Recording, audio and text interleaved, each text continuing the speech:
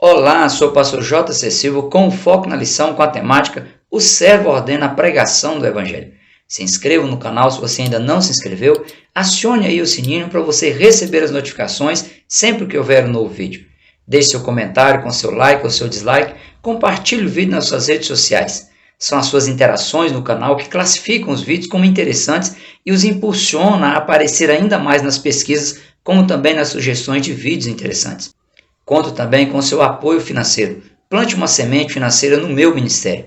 Demonstre seu interesse aí neste canal e ao conteúdo divulgado, escolhendo uma faixa de investimento, clicando no ícone do coração. Estou em oração por sua vida e Deus te recompensará. O textuário da lição bíblica de hoje está em Marcos, capítulo 16, versículo 15, que diz: E disse-lhes, ide por todo o mundo, pregai o evangelho a toda criatura. Na verdade aplicado, o pastor Abinaí Vargas, ele frisa que o Evangelho de Marcos inicia apresentando Jesus e sua missão e finaliza com a missão dada a seus discípulos. O texto de referência da lição bíblica de hoje é Marcos capítulo 16, versículos 15 a 18 e também o versículo 20. Nesse texto está expresso a ordem de Jesus por meio do imperativo ide, traduzido do grego poritentes, que denomina a ação de seguir continuamente em frente com o objetivo de consolidar a missão de proclamar o Evangelho a toda a humanidade indistintamente. O texto também ele deixa explícito o resultado natural, o resultado também surpreendente na vida de quem se propõe a executar essa missão e na vida humana que é alcançada pelo Evangelho de Jesus Cristo. Tanto o imperativo para que a missão de evangelizar a humanidade seja efetivada, quanto os resultados que consolidam a missão apontam para a sua urgência. Dada a condição de miserabilidade humana, o próprio Filho de Deus ele se dispôs a vir ao mundo, se humanizar para revelar o perfeito plano de redenção de Deus Pai e treinar discípulos para darem sequência ao que ele iniciou e implantou por meio do seu ministério, da sua morte, também da sua ressurreição e sua ascensão ao céu, como também por meio do derramamento do Espírito Santo para capacitar seus discípulos a seguirem em frente na evangelização da humanidade, com o objetivo de reconciliá-la com o Pai por meio do sacrifício do Filho. De tão nobre que é a missão do coração de Deus em alcançar a humanidade, que até mesmo os anjos eles desejaram executar essa missão, mas Deus reservou esse privilégio à sua igreja. Assim como Jesus revelou Deus Pai à humanidade, na atualidade as pessoas conhecem a Deus por meio dos seus servos e suas servas que, de forma obediente, continuam cumprindo o ide de Jesus, indo por todo o mundo, a todas as pessoas indistintamente, proclamando o genuíno Evangelho.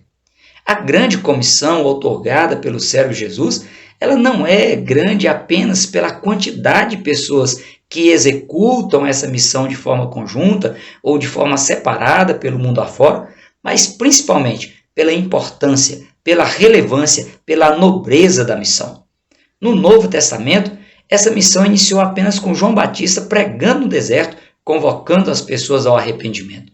Deu sequência com Jesus, cumprindo seu ministério terreno para consolidar o plano de redenção e após a ressurreição de Jesus, Maria Madalena foi a primeira pessoa a receber a nobre missão de anunciar aos demais discípulos as boas novas da ressurreição de Jesus.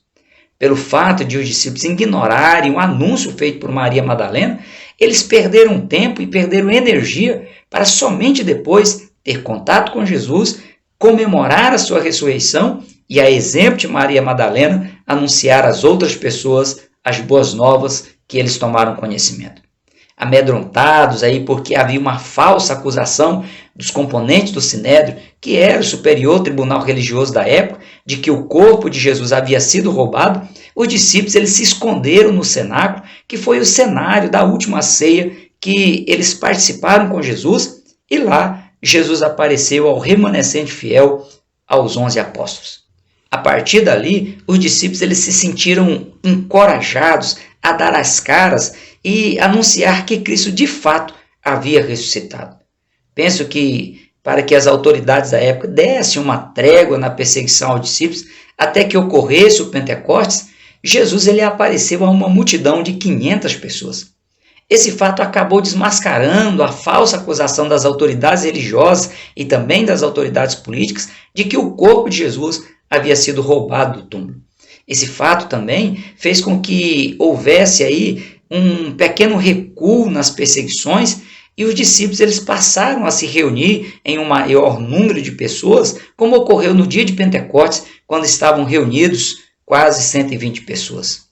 O porquê de o servo Jesus ter delegado essa missão a todos os seus discípulos foi para dar a oportunidade ao ser humano, que foi criado à imagem e à semelhança de Deus, pudesse se reencontrar com seu Criador, pois a queda, a desobediência, a insubordinação do ser humano à vontade de Deus gerou a iniquidade no coração humano e rompeu drasticamente a sua comunhão com o Criador.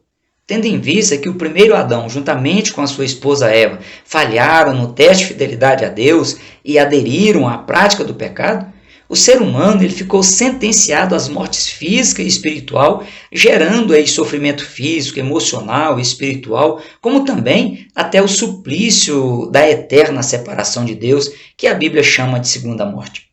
Jesus, o segundo Adão, com espírito vivificante, ele se dispôs a se entregar em substituição da humanidade, vencer as tentações e o sofrimento em todos os seus níveis, graus e também em todas as suas origens, para com toda a propriedade se transformar na maior expressão do amor de Deus pelo ser humano e ainda habilitar seus servos e suas servas a encarar e vencer até mesmo o diabo com seus anjos infernais ao proclamar o Evangelho, transpor todas as barreiras culturais e colocar à disposição do ser humano caído a possibilidade de redenção plena pelo sangue de Jesus. O servo Jesus ensinou que a pregação do Evangelho deve ser prioridade da igreja cristã.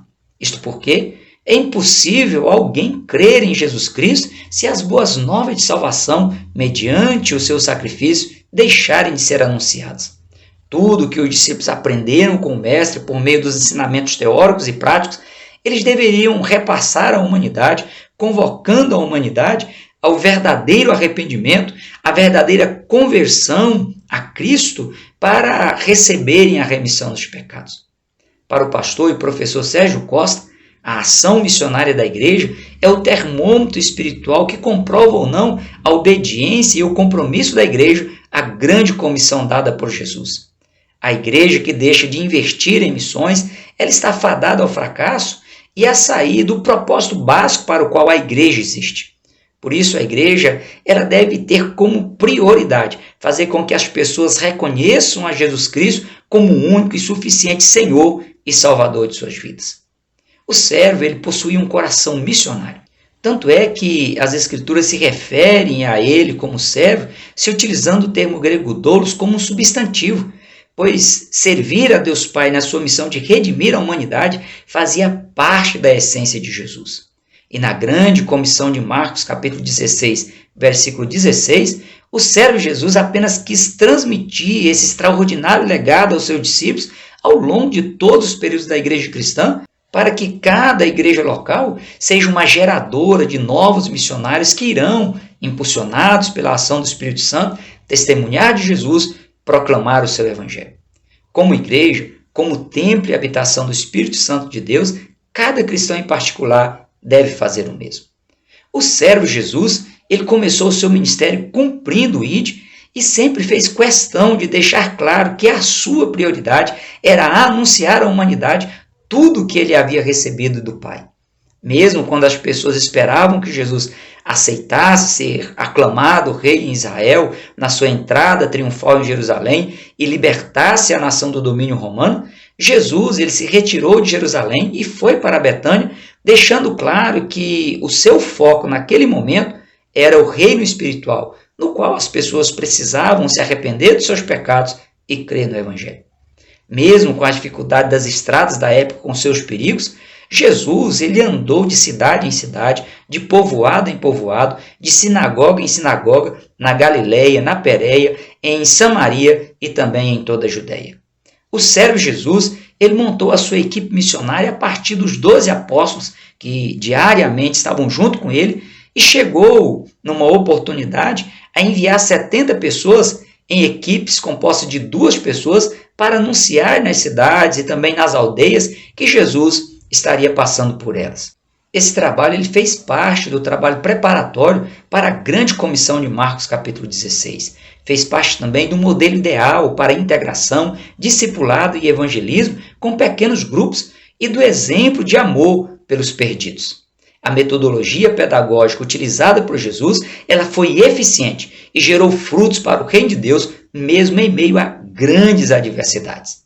É necessário que, do mesmo modo, as lideranças elas se preocupem em preparar e treinar equipes, pois a principal missão da igreja, como representante de Jesus na terra, continua sendo a proclamação das boas novas de salvação e a chegada do reino de Deus, a começar na própria família, na cidade de residência da pessoa que vai pregar o evangelho e se expandir pelo mundo. O servo Jesus, ele demonstrou para que veio ao deixar aí transparecer no seu rosto o seu amor e a sua compaixão pela alma humana, bem como o seu senso de urgência no compromisso de cumprir a sua missão, ao ponto de ele chegar a pedir aos seus discípulos que rogassem ao Pai para que ele enviasse trabalhadores para ajudar no manuseio da grande seara.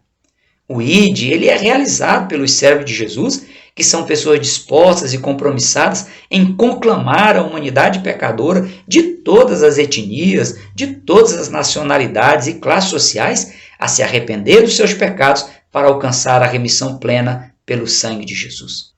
Para que essa missão fosse possível de ser cumprida, de ser concretizada pela igreja, pelo cristão, Jesus ele prometeu e enviou o Espírito Santo para potencializar as habilidades humanas, expandir as habilidades humanas e, em sendo necessário, mover o sobrenatural por meio dos dons do Espírito Santo.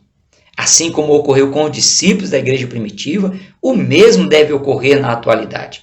Estes sinais seguirão aos que creem, disse Jesus. Em meu nome expulsarão os demônios, falarão novas línguas, pegarão nas serpentes, e se beberem alguma coisa mortífera, não lhes fará dano algum, e imporão as mãos sobre os enfermos e os curarão, cooperando com eles o Senhor e confirmando a palavra com os sinais.